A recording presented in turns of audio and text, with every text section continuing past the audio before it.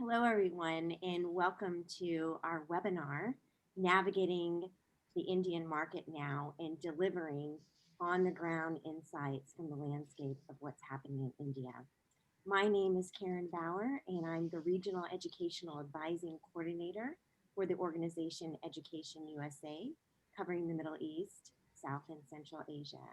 And I am joined by a wonderful group of people who I'll introduce in just a moment, who are going to really share insights of what's been happening in India on the ground since the start of the pandemic and COVID-19. I'm joined by Tim Council. He is the Dean of Admissions at the Claremont Graduate University. He's going to be giving us the university perspective. He's here in California. We are also joined by Ryan Vieira, who is the Regional Officer with Education USA at the U.S. Fulbright Commission in India, and our host, Michael Green, who is the Director of Government Relations and Strategic Development at Satnam S4. So welcome, everyone. I will let you know that this webinar is being recorded, and all of you will receive the link to the recording and access to the recording after the presentation. So we look forward to keeping in touch with you as well, and making sure that you have this information as we go forward. We also are very excited to hear from you about the questions and the comments that you have throughout the presentation. This is a Zoom webinar, and you will notice at the bottom of your screen that there is a Q&A. We request that you ask your questions in the Q&A feature as opposed to the chat box, and we will do our best to answer those and include them. So our format here is Ryan is going to give the Indian overview perspective from Education USA. Michael will then go on to talk about Indian insights from his organization, and then Tim will wrap us up and give us the institutional perspective. And then we should have about 15 minutes for Q&A that I will moderate. I'll just start off by saying that I have been extremely impressed with what's happening on the ground, particularly as it relates to our organizations and our 8 Education USA offices across India. I think all of us have retooled in the way that we reach students, and definitely we were no exception. Although we worked collaboratively together, we really retooled and came together for a one country approach. And I honestly have to say it has served us so well, and the students that would normally use our services, as well as reaching students that were in those second and third tier cities. So Ryan's going to talk a lot about how we've done that and what that approach has been. But I really think that as we are moving forward, we really need to make sure that we embrace creative and dynamic approaches to what we're doing and the work that we're doing, that we continue to engage, that we more than ever now have strong communication with one another, and that also, to my first point, that we have more access for students in higher education. And from our perspective, that would be to the United States. So without further ado, I'm going to go ahead and hand it over to Ryan and have him share a little bit about what's happening from the perspective of our organization. Thank you, Karen, for that introduction. I'm Ryan Pereira. I'm Education USA in the Mumbai office. Next slide, please. So I've got 3 parts to my talk, my section. I'll talk a little bit about the Indian education system and the changes that have happened, touching on the new education policy. Then we'll talk a little bit about student mobility, and finally about how Education USA India has adapted during these COVID times. So in India, India has a very young population, and we have a very large number of students who are currently in schools. Most of the students are in either the national board schools, which are the CBSE or ISC schools, or in the state board schools. We do see an increasing number of international schools, which are either the IB or the Cambridge curriculum. There are a couple of points that I'd like to make about the school education as it relates to recruitment for the US universities. We see a lot of the US universities focus on the international schools, which are almost half of them are based out of the Mumbai region. And these schools do get a large number of requests from universities all over the world. And sometimes it's very hard for them to accommodate such requests. One suggestion would be to travel as a group of similar schools. Then an international school might be slightly more open to having you all visit. The other aspect about the international schools, especially the Cambridge schools, is that of those 516 Cambridge schools, only about half of them actually offer the A levels. That being said, most students who are doing the IGCSE curriculum, that is up to grade 10, will be going for higher studies abroad. So it wouldn't hurt to put a little effort and catch them young, especially talking to the ninth and 10th graders of those IGCSE schools and just planting the seed. And finally, there are a number of high quality students at the CBSE and ISE and even some of the state board schools. So I would encourage you all to think about recruiting from these schools because most of the schools in the second and third tier cities will be the national or the state board. You see very few international schools in the second and third tier cities. One example would be the Delhi Public School. They're a group of schools that are found in multiple cities across India. They have a large group of students who do apply for higher studies abroad. With regard to the graduate studies, India has almost 37 plus million undergraduate students, okay, pursuing higher studies in one of the almost 1,000 universities and institutes of national importance. A lot of y'all might be familiar with the MHRD website, where y'all used to get all the information about universities and their accreditation and things like that. Recently, the higher education has been moved out of the MHRD and been given its own ministry, and that website is there. So any information you'll need about higher studies in India is now on the education.gov.in website. So in India, we got hit hard early on in January, and the country went into an extended lockdown from March onwards. And since March, almost all the schools and colleges have been closed, and they still are closed across India.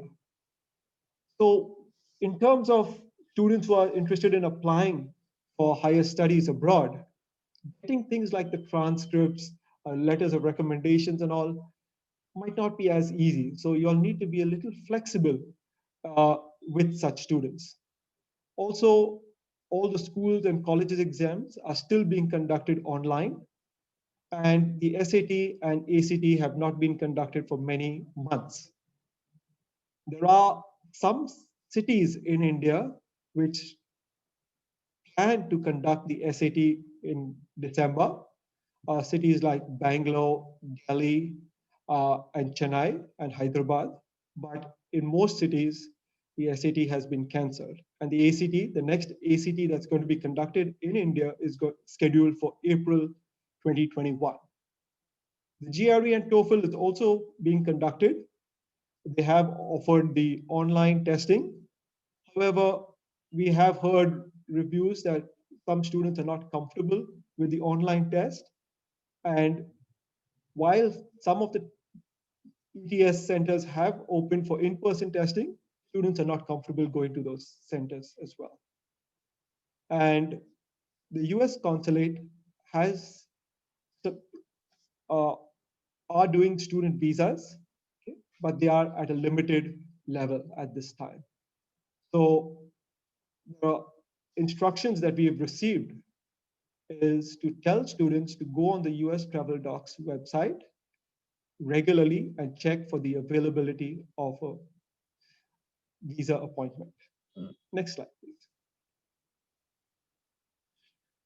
So in July past year, the government came up with a new education policy, which is the first changes to the education policy in over 30 years. There are a couple of important aspects from the Indian student perspective and also from the US university's perspective. From the Indian perspective, they're going to have one uh, regulator who's going to look after all higher studies in India. That's going to be called the Higher Education Commission of India, when it'll replace the UGC and the AICTE. Another push that the government wants is they want Indian universities to open uh, their campuses in other offshore, other cities outside India. From the US point of view, from the US university's point of view, there are three aspects. The first is that the government would like some of the top 100 universities to open campuses in India, foreign universities to open campuses in India. This might take a little while for the laws to come through.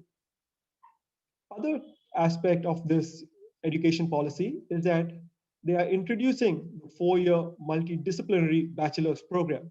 So the 3-year program is going to continue. However, students are going to have the option of adding on a 4th year as a full-time research project. And this is going to be very relevant in terms of students who pursue sciences in India. The current bachelors, 3-year bachelors, will have the equivalent of a 4-year undergraduate program, a US undergraduate program. So applying, those students will be easier for them to apply for master's programs in the US. And then the Indian government also would like the colleges and universities to become multidisciplinary in the future. That is, you're not going to have standalone engineering colleges. They have to offer other aspects. So even the IITs and the well-known programs have to diversify. And this offers some chance for US universities to partner with a local university in India and kind of mentor them in how to diversify the courses that are offered. Next slide. So in terms of student mobility, India currently has 193,000 Indians at US universities. That has been relatively stable over the last couple of years, but over the last 5 years, it indicates a 45% increase. So the US still is the most sought after destination for higher studies for Indian students. Over the last year, we've seen a 4.4% drop in the number of Indian students at a US university. This is largely due to the decrease in the number of graduate students and those on optional practical training. The number of undergraduate students from India has increased slightly. And that is something we've seen consistently over the last few years. There is a growing interest of high school students from India pursuing undergraduate programs in the US. And part of that is the flexibility of the US system. Next slide. Uh, Education USA during this COVID time, we went in March itself, we went completely virtual, where all our advising, we did all our outreach, everything went virtual. And to help streamline this virtual advising, we also created a national calendar of virtual events. The significance of this is that a university that wants to promote programs can contact any one of the Education USA centers and it will be promoted across all the Education USA centers in India. So you do not need to reach out to each and every center to promote your program. We also launched an Instagram account, and I'll talk a little bit about that in next slide, and what we're planning on doing with it. We also, as part of a lot of you all have visited India numerous times. This year, we couldn't have our annual fair, so we held a South Asia virtual fair. This was a highly successful fair. For the undergrads, we had 150 US universities participate with 10,000 students register and 6,000 visitors to the fair. The graduate fair had 100 US universities participate with 15,000 registrations and 10,000 visitors. And the nice thing about this South Asia virtual fair was that it covered all countries in South Asia, and there was tremendous collaboration across the various countries in South Asia. During this time, we've also seen increased support from the US Embassy to promote higher studies in the US. One such example is that during the IEW, the embassy and the post released short videos of students who have studied in the US talking about how studying in the US helped them succeed in their careers. And the embassy, US Embassy in Delhi, has also launched a 6-month program to enhance this message of promoting higher studies in the US. Next slide. Some of the strategies that we have worked, there are two aspects to it. The first is the information sessions that you all are familiar with. We've done a number of these from the Prepathon series. This is a getting students who've been admitted ready for to be successful on life on a US campus. And then we had a 7-part series of an undergraduate application camp, a graduate application camp. The Discovery series was talks on very specialized fields like film studies and such law programs in the US. We also, in India, most of the decisions, it's a collaboration. So the parents are very, very involved in the decision-making process. So we do special events where parents of students who are studying in the US talk to other parents. And we're going to start something called a master class where we'd like professors from US universities to give a sample class to students who are going to be joining a US university. And just an hour ago, we just got done on a special topic which in conjunction with the US Consulate Mumbai, where we talked about some myths of disabled students studying in the US. In terms of the digital content, we've been launched Campus Canvas, where we have US universities promote their programs.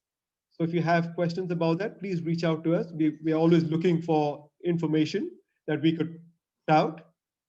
We're also doing a Reading Makes It Ready program where students and alumni are writing articles about their experiences at a US campus, and which we are promoting on our Instagram stories. And we've recently launched 20 questions with EduSA India, where a US university is asked 20 questions, which goes as an Instagram story as well. If you'll have any questions regarding the presenting a webinar or the Instagram, please write to USIEF Mumbai at usief.org.in and we'll get back to you. Next slide. Some strategies that we'd want you all to do is we've got a lot of webinars that we're doing regularly. Other things is that we see a lot of US universities have events, virtual events. We'd be happy to cross-promote those events. We got a large database of potential students. We'd be happy to promote your events. And at this time, we are not doing the road shows or the university fairs, but we will be starting up. There's talks of from March onwards that the travel will be allowed. So that might start in the near future. And if you all are doing yield events or pre-departure orientation, we encourage you all to invite an Education USA advisor to join this program, and we'd be happy to come along. And also at the yield events, if we give an advanced notice, we could also ask the consular section to join us as well and talk about student visas. It's very important to use your alumni and current students. In India, nothing works better than, as Michael mentioned, the personalized session. So have them make short videos talking about their experience, why they chose this university, and the experience on the US campus. That will go a long way in making students more comfortable to visit and join your universities. Okay? And any new notifications that you'll have, please send them to us, such as extended deadlines or any financial aid that might be offered. Please let us know. Next slide. So currently, there are 7 Education USA centers in India. The eighth center in Hyderabad is in the works, scheduled to start sometime in the near future. We have over 25 advisors, and we'd love to interact with you all through Facebook, Instagram, YouTube, or on Twitter. Over to you, Karen. Sure, next slide. And I'd just like to highlight that Education USA annually puts out mobility fact sheets on all of our countries. We put these on the Education USA website. We're in the process of uploading the new fact sheets for this year. So please stay tuned, because as you put together your recruitment plans, a lot of information that's tied to the open doors numbers is in this one place and kind of nicely packaged. So definitely be sure to look at our website and sign up for our higher ed newsletter. Next slide. We also have the Education USA Global Guide that recently came out with the Education USA form. This is a free resource. It has chapters of all of our different regions from around the world. Of course, India is featured in our South and Central Asia chapter, and we do have COVID updates and supplements. So this is another great resource in addition to the Open Doors report that was just released on November 16th, talking about those mobility trends. Next slide. And then last, a new report that has come out by IIE, if you haven't seen it, is absolutely fabulous when we're talking about what's happening and how we can project what's going to occur in 2021. It's the Fall International Enrollment Student Snapshot, where IIE has surveyed over 700 institutions and really asked them how they foresee the future, what their student enrollments will be for the new year, what are their trends, with having classes online, on site. It really is a valuable resource when you're looking at India as well as your whole recruitment plan. So definitely look at those resources if you haven't already. They're extremely beneficial. Thanks, Ryan. And we're going to now turn it over to Michael. Thank you, Karen. Thank you, Ryan. And thank you, everybody, for joining us here today. What I'll be doing is walking us through a number of initial sentiment analysis surveys that we have done over the course of the pandemic period. Ryan had mentioned India went into lockdown in March. And at that point in time, we started doing biweekly sentiment analysis surveys across the education support staff supporting our partner universities. So to give you a context of what that group looks like, we're working with over 80 different universities from 8 different countries. You know, those individuals are out in the market on a day-to-day basis, often working with agents and working directly with students representing these different institutions. So we really started to ask them lots of questions as our partners were asking us lots of questions about what exactly was happening on the ground in India, what the student sentiment was, what the agent sentiment was. And as the months moved on, we increased the amount of surveys that we were doing, just given how dynamic the market has been since the lockdowns began in March. The representatives that were surveyed for this analysis are all across India. I should mention that as well. We have 5 main hubs in north southwest India, where these representatives are based. Next slide.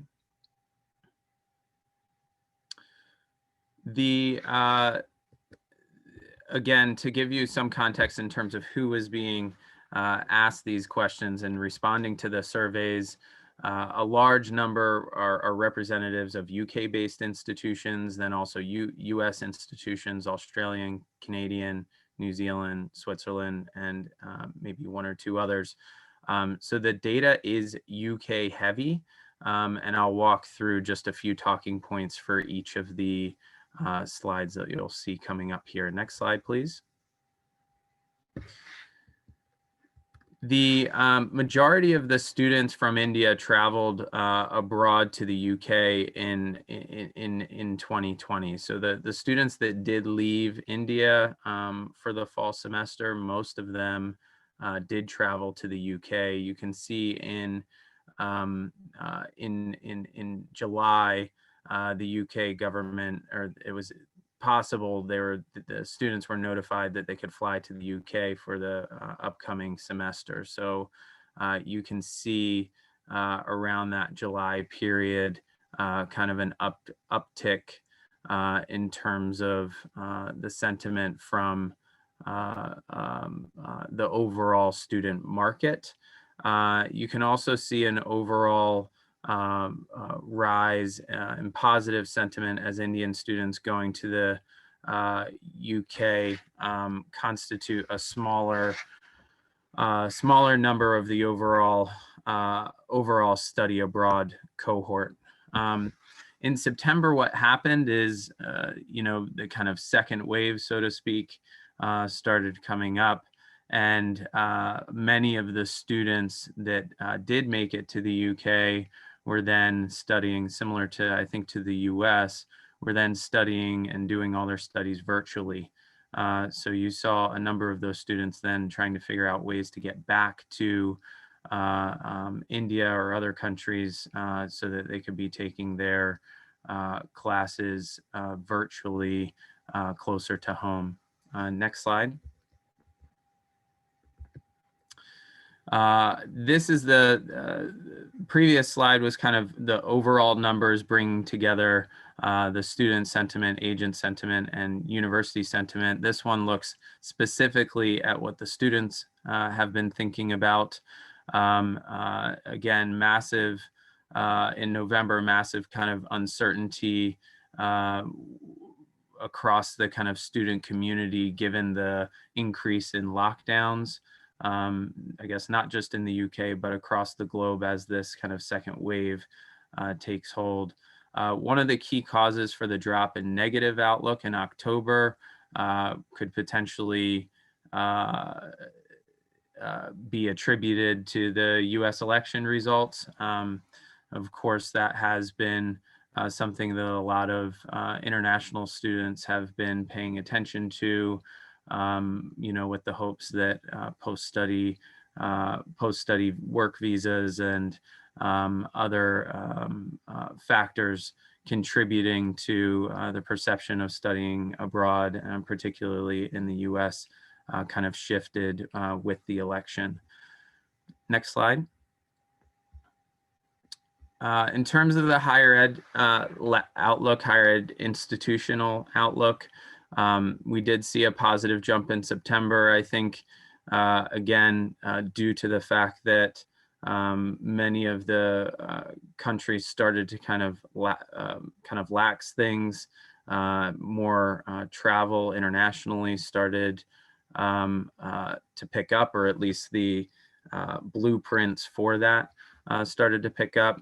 And then, of course, in October and through November, as the cases started to increase, some of those things started to be rolling back. I think on top of that, the November, as we kind of got through November, I think the uncertainty started increasing in terms of what exactly January would look like about having students come travel to campus. Next slide.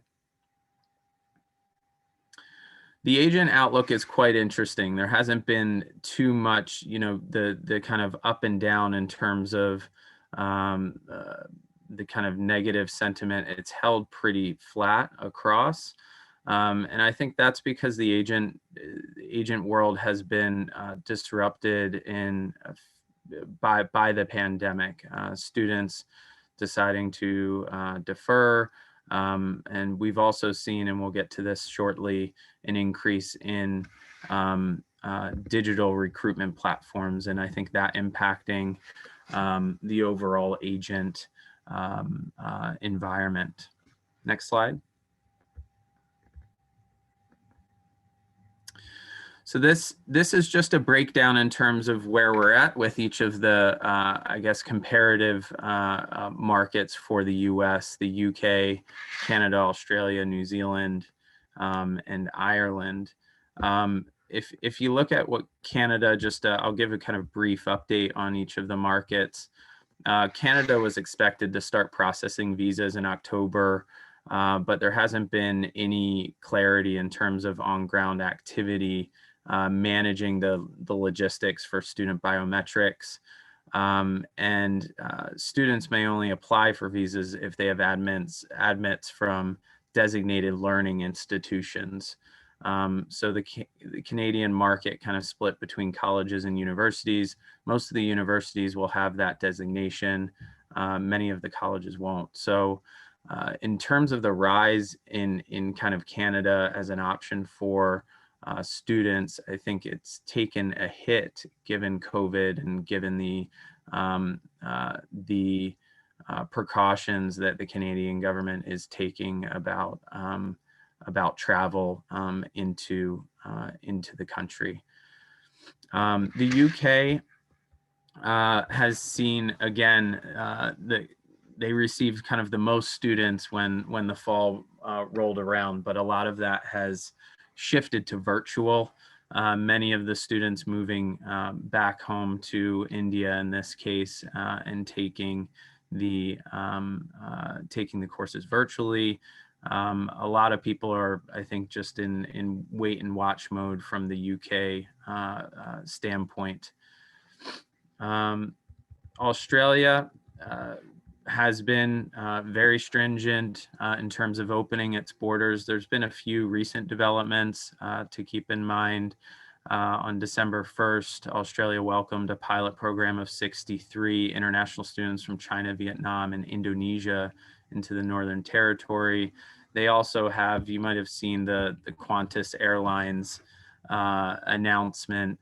So Australia's main airline basically announced that future international travelers will need to prove they have been vaccinated against COVID-19 in order to board their flights. So as we do see the vaccines come online in various different countries, you know, Australia could see that as a way to bring more students to their institutions. New Zealand, even more stringent, I think, than Australia has been. And after the elections this past October, it seems even more unlikely that the country will consider opening borders in the first half of 2021. In October, the education minister announced they'll reopen borders for 250 international students to continue postgraduate studies in New Zealand. So there is some opening, but for the most part, it's going to be difficult for international students to travel to New Zealand. Ireland, kind of similar to the UK, many students did travel there in the fall and ended up moving back to their countries and to study virtually or on their way to do that. That being said, Ireland has kind of doubled down on the virtual side of things. Recently organized a roadshow that had over 1,000 attendees and 30 participating Irish institutions. So a lot of the kind of recruitment activity, kind of despite the ability to travel and some of the visa kind of restrictions, is continuing for these countries, and I think Ireland's been pretty active in the market. Next slide. A few key takeaways to leave with you before turning it over to Tim, who will give the institutional perspective. Ryan mentioned the Instagram account, and I think we have seen a lot of trends pick up as a result to COVID-19, and digital was one that was already picking up before COVID-19. COVID-19 happened, everything went digital, and travel budgets ended up kind of being freed up, and many institutions looked at digital media as a way to get their voice out there and get out in front of prospective students. As many of you know, all the markets are different in terms of the makeup of the digital media space, and which platforms are being used most by prospective students. But you can see here kind of TikTok, Instagram, Snapchat, Pinterest. These platforms are kind of more the kind of up and coming, as opposed to Facebook and Twitter, and places where many institutions already have a presence. So more and more institutions are looking at expanding their digital footprint. In terms of the recruitment efforts, virtual fairs have continued throughout the COVID period. And representatives are attending those fairs, representing the institutions, and spending a lot of time, as many of us are, on Zoom calls and setting up one-on-one town halls and other events in order to engage the student community, as well as the broader kind of networks that many of our partner institutions have developed, including agents themselves. So the marketing spend kind of increase in the digital space is something, like I said, that was happening before COVID and has certainly picked up over the last 6 months or so. Next slide. Also, the role of in-country representatives and in-country agents. Again, getting up-to-date information from the market is really important, and I think given the changing kind of landscape from the visa perspective, from the are we going to be teaching courses in person, or will it be virtual? The students' needs are heightened and increased, and having local representation in the market allows for the reps to kind of talk through deferral decisions, allows the institution to really kind of explain what the virtual experience will be like locally, and really kind of keep a pulse on the pipeline of potential prospective students, many of whom at least from the graduate side of things, are being impacted directly by the job market. So some being close to these student conversations allows the institutions to position the university in a way and really be the added support that the students need at this uncertain time. Next slide. Ryan mentioned the national education policy, and I think there's really been an uptick of interest in partnering with Indian institutions.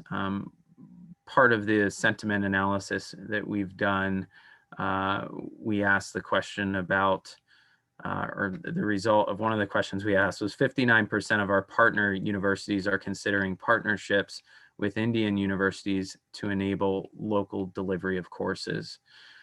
As we move into the spring and perhaps further into kind of the fall, the ability to set up sustainable partnerships with Indian institutions to offer coursework locally, I think is increasing in interest. And I think just going forward, as you know, kind of in the post-COVID world, the ability for universities to be global and offer courses locally, I think, is increasing, and I think a trend that we'll see continuing to develop. Next slide. Last point is just a quick note. You know, many of you have probably been following the kind of digital tax in India, the equalization levy of 2%. You know, I think it's important to note that this tax was not created for online kind of education for international universities. It was really created to tax kind of tech giants and e-commerce players like Amazon.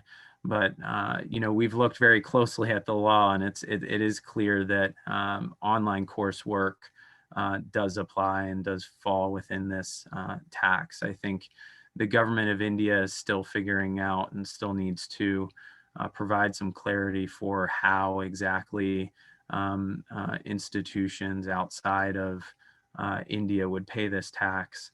And we are also doing some advising around this space to just evaluate what the tax exposure is, what that risk is, and what steps institutions might want to take to mitigate that risk, especially as we move into not just one semester, but a second semester and perhaps more of students studying and taking the courses online in India. So with that, maybe I'll turn it back over to Tim for him to provide the institutional perspective. Thank you, Michael.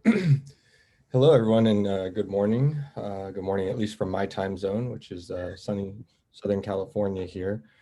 I just have a couple slides I'm going to run through, and then I think we're going to get into the Q&A session following me. So I am the Assistant Vice President and Dean of Admissions at Claremont Graduate University, and this first slide is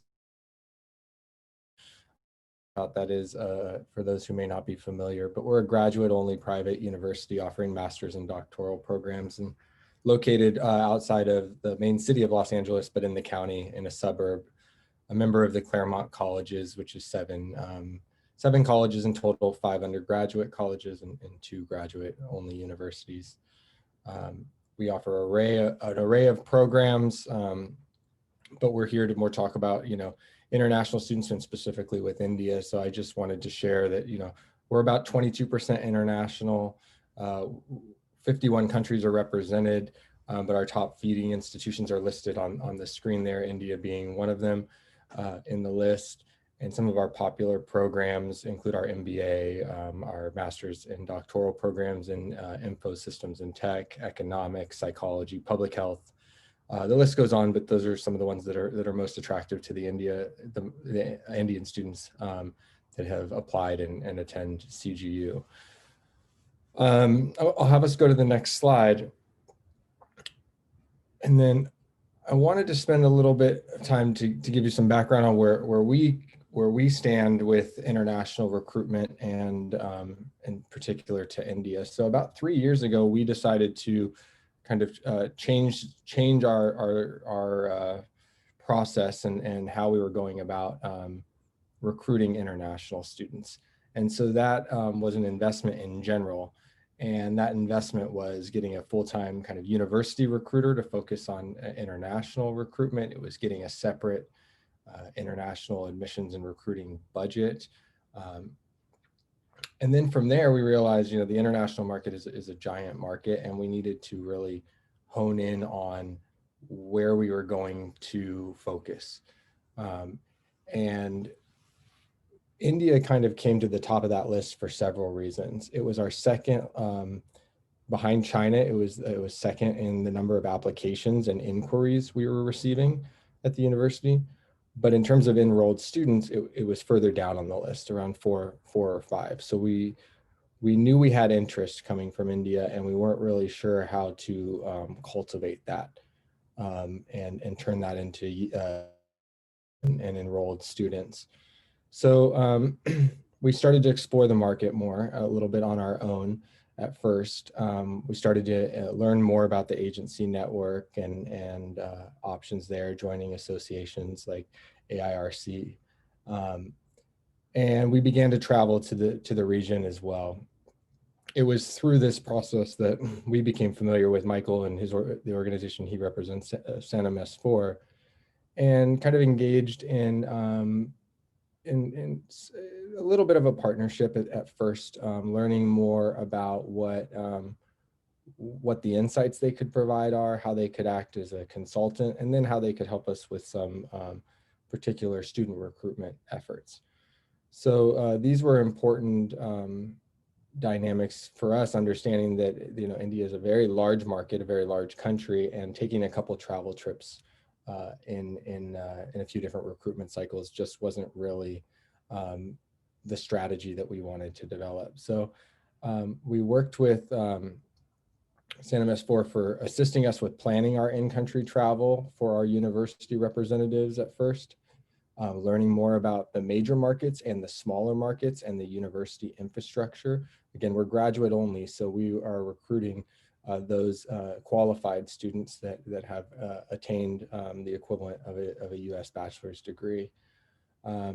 We use them to help us arrange meetings, make recommendations on agencies, consult agencies, kind of continue to cultivate and maintain those relationships, audit kind of our agency process as we dove into signing agents with university partnerships. And then during our travel, I would send one or two of our staff members over. They provided in-country support both pre, during, and post-trip. And I think that was really important to help ensure that our recruitment representatives were comfortable in the region, that they knew how to navigate the region and where to be when, and setting up those relationships were really important. So that's where we started a few years ago, and in the last year we decided to expand our partnership there and take part in what Michael was just talking about, which was in-country representation.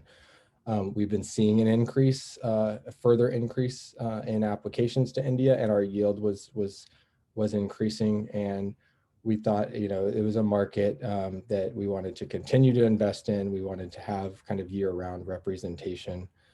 And so that's what we did. Now, we made this agreement prior to the current pandemic. So what we thought this cycle would look like in terms of fall recruiting in India and beyond was going to be different. But we navigated that and pivoted. And I think one of Michael's slides that he was speaking to about digital marketing and how we transition recruiting dollars, we're doing that in consultation and in partnership, understanding that we're not attending as many in-person fairs, or really any at this point.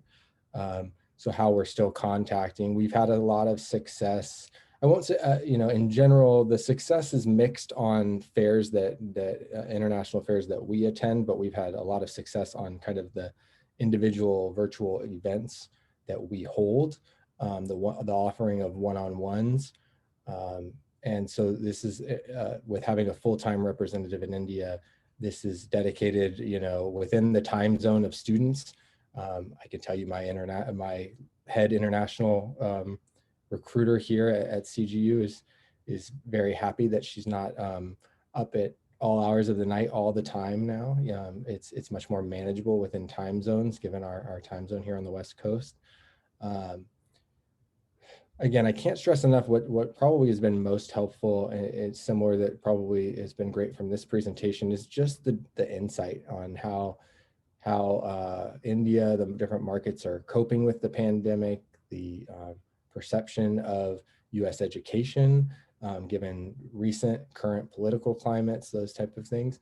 So it's been a great multi-level partnership, and I view it on one form as direct admissions and recruitment support partnership, and then on another side, international consultancy in terms of the recruiting space and the politics and the dynamics. So we definitely are looking forward to getting back to more normal times, for lack of a better, and to see what we had kind of plan together with in-country recruitment. But in the meantime, we're really excited about the ability to expand our current network of agents and partner organizations and nurture these through our relationship.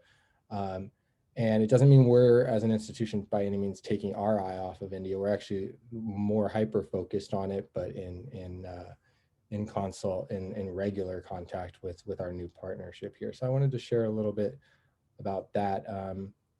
In terms of our general institutional perspective, we see that we still think our best times are ahead, especially with the change in political climate and the interest level. We've been seeing the growth in inquiries, the growth in conversion on name purchase lists in terms of getting those individuals who may or may not have ever heard about us further down the funnel and towards applying. So we think we might have a bumpy road in international recruitment this next cycle. I did see a fair drop in the students I brought in fall 2020 and a record number of defers.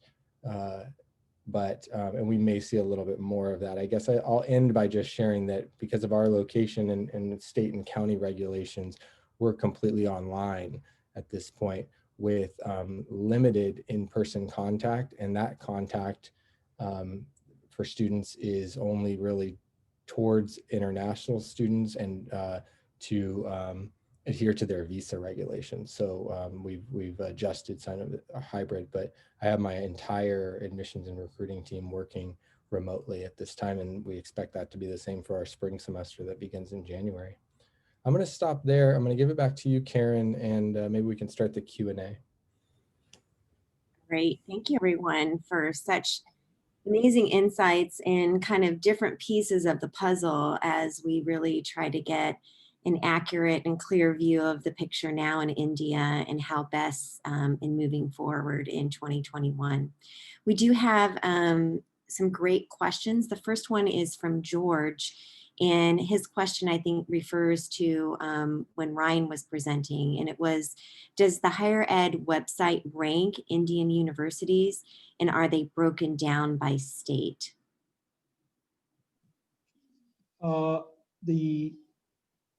The Indian government at this time does not have a ranking system. They're thinking about it, but at this time they do not have a ranking system.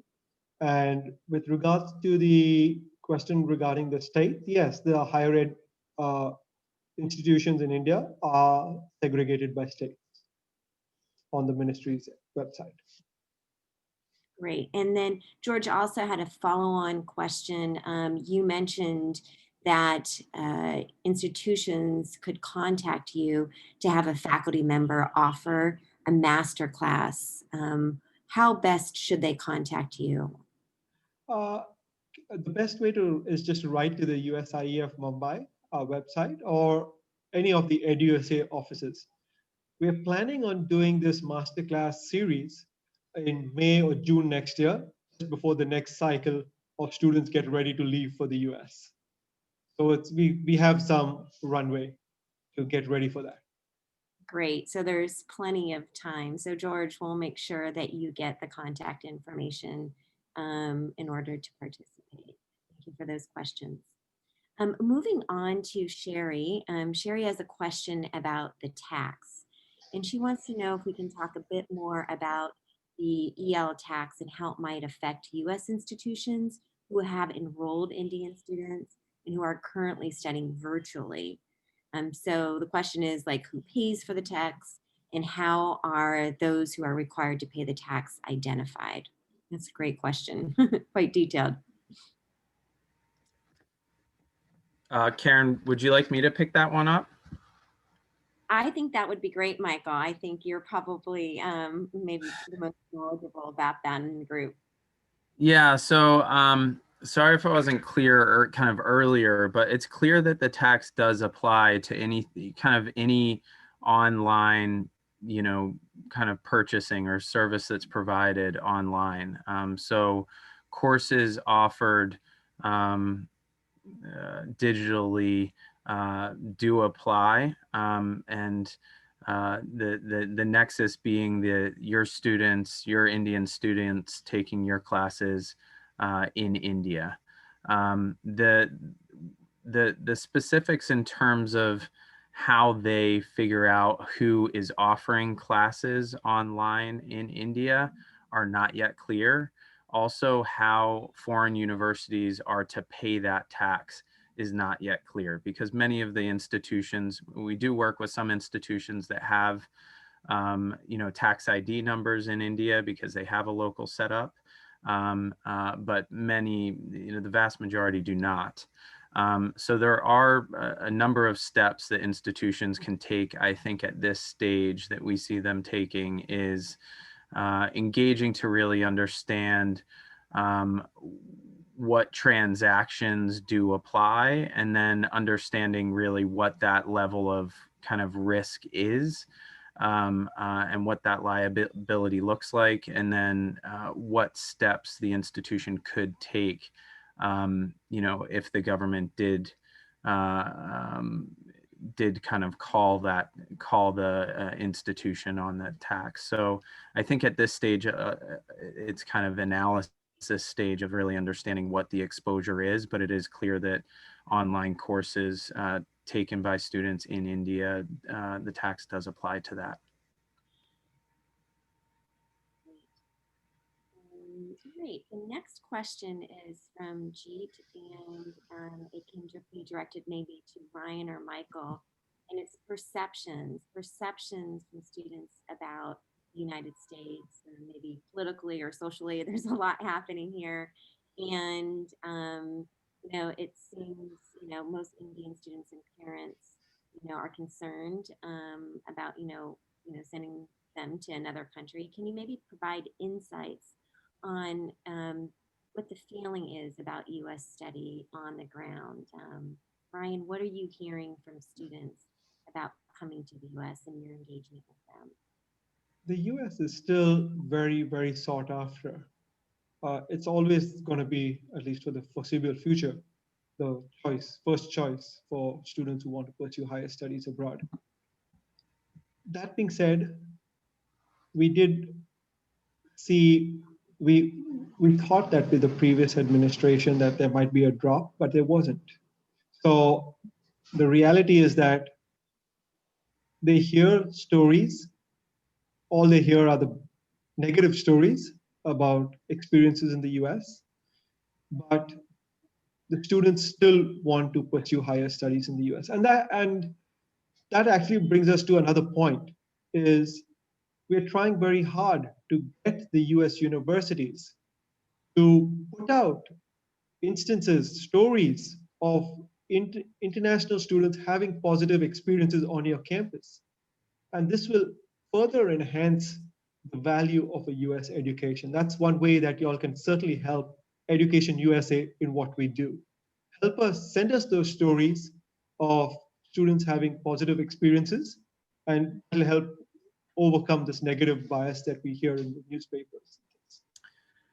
Yeah, I would just add to that. I think the local representation essentially allows the institutions to locally counter the broader narrative.